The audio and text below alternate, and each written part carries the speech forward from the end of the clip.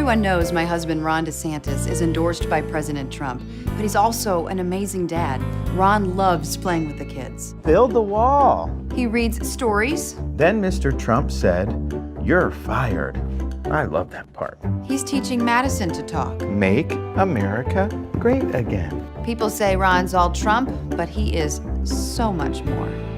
Big league. So good. I just thought you should know.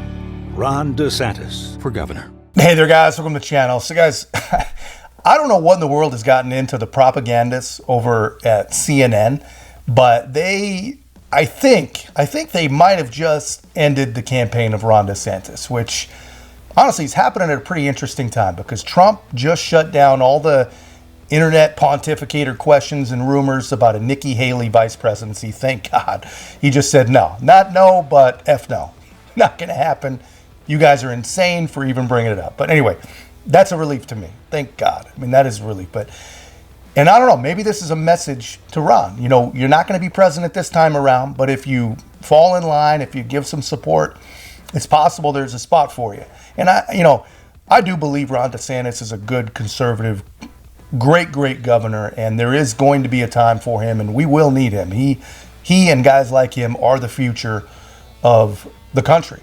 But anyway, back to CNN completely thrashing the poor guy. It got about as brutal as is possible on cable TV. But before I show you that, guys, if you haven't already, be a part of the channel's growth. Make sure to like, comment, subscribe, and share. We can't get our voices out there without you guys. And I really appreciate the support. So have a look at our old friend Chris Wallace trying to get back in the game. Joining me now to discuss this is Chris Wallace, CNN anchor and host of Who's Talking to Chris Wallace and The Chris Wallace Show. Chris, thanks for joining us again. Good to be with you, Abby. So, Chris, I wanted to get your reaction first to this breaking news that the Trump campaign is appealing Colorado's decision to kick him off of the ballot. Do you think that the Supreme Court will ultimately take on this challenge from the former president? Oh, they have to. I mean, you can't have a situation where one state Supreme Court is taking a presidential candidate off the ballot. Another state's Secretary of State is doing it. A bunch of states are saying, no, he stays on the ballot. They may not.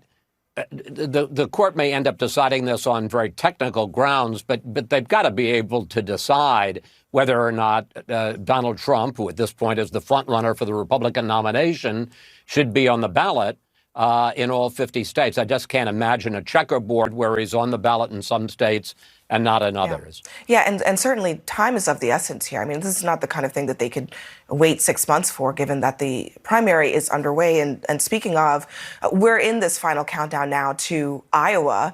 And Trump is, as you said, the clear front runner. Nikki Haley and Ron DeSantis are battling it out for second place. They are now turning from attacking each other to saying that they are the ones who are going to take on the former president. Listen.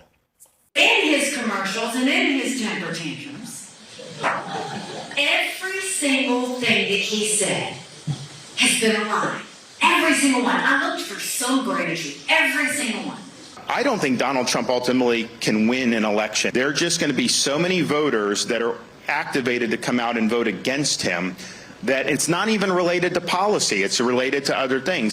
So do you think that argument ultimately is going to convince Iowa voters? And what do you make of the fact that suddenly now they think it's important for them to make it clear that they are willing to take on Trump?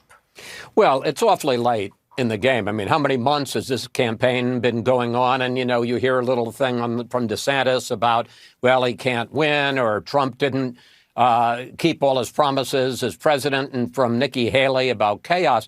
But I mean, let's put this in perspective. No Republican has ever won a contested race in the Iowa caucuses by more than 12 points. Right now, Donald Trump leads both Haley and DeSantis by more than 30 points. So it seems awfully late for them to come to this recognition.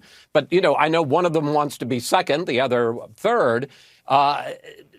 If you finish second, but 30 or 32 points behind the front runner, you're a loser. You did not the second place finisher. You're the first loser. Yeah, there's no participation trophy here for these guys. So I just think that they have to Although I just think it's so late now. I mean, we're less than 2 weeks before the caucuses to start taking shots. And there's a reason they didn't take a shot against Trump, particularly DeSantis, because a lot of his people, they like DeSantis, but they also like Trump. And if you take on Trump, you run a risk of riling up people and maybe losing their support, people who like the former president, even if they weren't in. Yeah, so you guys see that. Chris starts off on a pretty smart point, honestly. I mean, the Supreme Court, they have got to take the ballot case. They have no choice. I mean, and it has nothing to do with Trump. His point is perfect. The Constitution cannot mean 50 different things in 50 different states. It just, no one will keep faith if that's the case. It just can't be the case, you know. Especially, it can't be the case depending on which left-wing activist happens to be calling the shot and whether they're wearing a robe or whether they were appointed. You know, it just cannot stand. But anyway, and he got even stronger from there. You know, Chris Wallace, he does not buy the fact that either of those candidates can take it to Trump or take on Donald Trump or whatever nonsense that they're trying to tell the people of Iowa. And I agree.